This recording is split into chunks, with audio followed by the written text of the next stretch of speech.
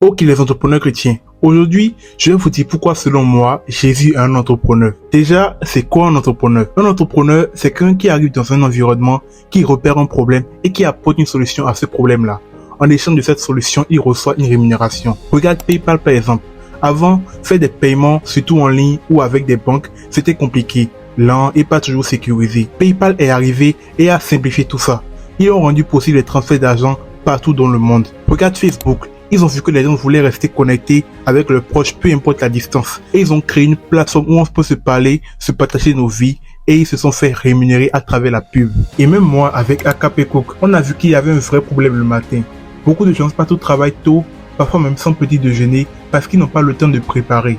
Alors, on a décidé de leur proposer des repas chauds, servis rapidement et à petit prix. Résultat, un vrai soulagement pour ceux qui avaient du mal à manger avant de commencer leur journée par manque de temps. Ce que font ces entrepreneurs aujourd'hui, c'est exactement ce que Jésus a fait il y a plus de 2000 ans. Il a été envoyé sur la terre par Dieu le Père avec une mission claire, résoudre le plus gros problème de l'humanité, le péché. La Bible dit que car Dieu a tant aimé le monde qu'il a donné son Fils unique afin que quiconque croit en lui ne périsse point, mais qu'il ait la vie éternelle. On était tous condamnés à la mort spirituelle, mais Jésus est venu comme une solution à ce problème en acceptant mourir à la croix pour toi et moi. Et contrairement à un entrepreneur classique qui se fait payer, Jésus s'est donné gratuitement. Personne ne pouvait se sauver par ses propres efforts, mais lui, il est venu payer la dette à notre place. Et ce n'est pas tout.